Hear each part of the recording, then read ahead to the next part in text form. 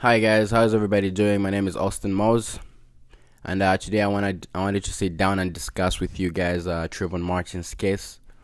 And I've done so much research about it. It's a very sad story, and I'm sure investigators and all the detectives have done their best jobs. But it's really a hard case, as I said. But as you guys discuss this case with me, I just wanna say, think like a criminal, think like a politician. So I got down my notebook, jotted down few notes, and this is seriously what I think in my own opinions. Anyway, so I want you guys to think like a criminal and just bear with me. All right. So the questions that you guys should ask yourselves while you're researching are this: does this guy, and by this guy I mean the shooter, does the shooter live in the same neighborhood or close to Trayvon Martin? Does the shooter do drugs, and was he on any drugs when this incident happened?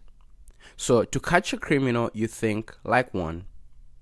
And I'm just thinking he's a criminal in my opinion. So I'm not calling him one, but I think so. So the other question you should ask yourself is this: how many times has the shooter noticed a black guy walk by? Was this the first time he noticed Trayvon Martin walking by? We don't know. Okay, so for me, it sounds planned. How does it sound planned? I'll ask you another question. How does a scared white family act or react when they see something suspicious? That's a very good question. Think about it. When a white family sees a black guy walking by, or a white person or any other race that's suspicious, they'll probably open the curtains, give you that weird look like, what are you doing in our neighborhood, And then tell their kids, hey, make sure you close the doors and lock the doors, They're not going to come out with a gun and follow up something they're scared of, So I really think it was planned because, the shooter wasn't really scared because he followed something he was scared of just because he thought the kid looked suspicious. Anyway, to go on. As I said, a scared white family will probably won't come outside. So why is this planned again? Here's why. Think like a criminal. So the shooter probably might have hated to see a black kid walking by. Or maybe it's true what they said. He was really scared. But if he was scared, he should have done what a white family would do. Should have locked the doors. And if he was in the open area, you should have laid back a few steps, something they taught us in primary schools. If you're scared of something, or you feel someone is suspicious or someone is following you, if you're in front of them, you increase your pace. If you're behind them, slow down your steps. Slow down your steps, son. And give them a little bit of space, The bigger the room between you and the person you're suspicious of, the better. So that's why. That's another reason why I think this was kind of planned.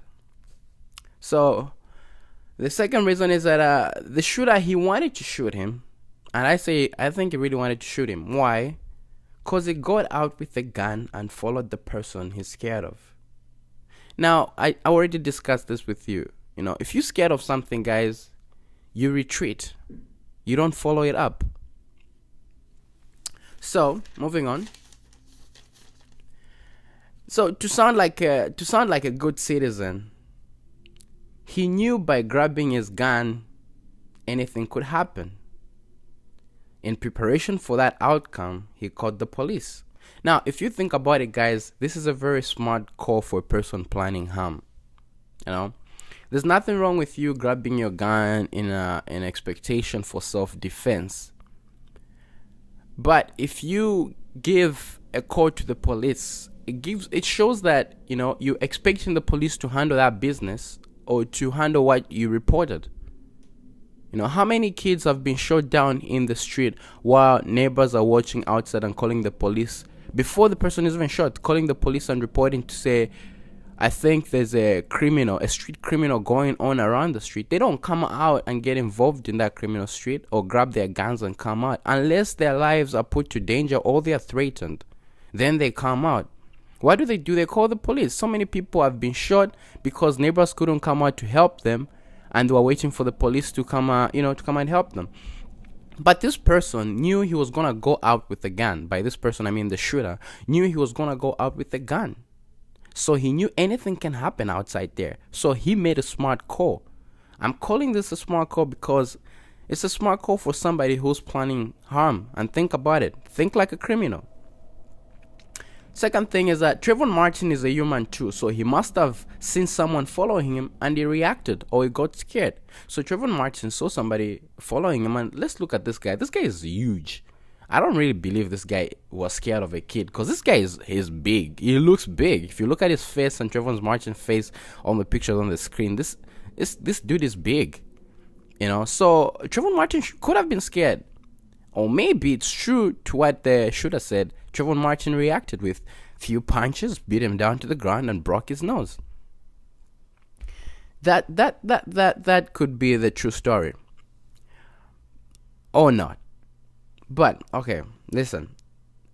This was an opportunity for the shooter when Trayvon Martin reacted with punches, if that's what the story is. He saw a way out of Trayvon Martin's reaction. And he thought about it and called it self-defense. So the shooter is taking advantage of the actual purpose of self-defense. So he decided, you know what? This kid has reacted. I made a call already to the police. So I'm already a good citizen that reported a person that, I thought looked suspicious. And decided to shoot him. And if you think about it, this is why in some countries they have laws on self-defense that state self-defense should be equivalent to the power of the other person's weapon. Now, again, I think this was really planned because, if somebody is punching me, beating me down to the ground, yes, in some circumstances, I'll probably, you react with by shooting a person, by grabbing your gun or shooting a person. But the fact that you caught the police and walked out with the gun is another thing, that you were expecting something to happen or you were planning something to happen. And I bet you the shooter was hoping that this kid had a knife on him or had a gun on him. So again, it could be one of the typical thinking, it's a black guy walking, he's probably got a gun or a knife on him. Let me follow him up with a gun and see what happens. Anyways. So, and my other thing is, I don't understand why you would do a cop's job, a police job. Cause you call the police for help, you expect the police to come and do it. Why would you go do it for them? That's really bugging me. Why he actually walked out and did a job that the police would have done, And let's face it, we never knew what happened, but now that we know the truth is that, so if he let the job be done by the police, nothing could have really happened. They could have probably arrested Trayvon Martin and taken him back to his parents. Okay, moving on. This is my conclusion, guys. It's my conclusion. Think like a criminal, but I also want you guys to think like a politician, right? Okay. Why is the shooter free or not convicted? Two possible reasons could be because stories like Trayvon Martin's keep the media and politics alive. Like the story of the innocent Jesus Christ keeps Christians alive. So they can keep the story alive until the mediation of this story is spread or is spread good enough or wide enough. So this story can keep on running until everybody pays attention, because America wants everybody to pay attention, especially Americans. They want their own citizens to pay attention to what's going on.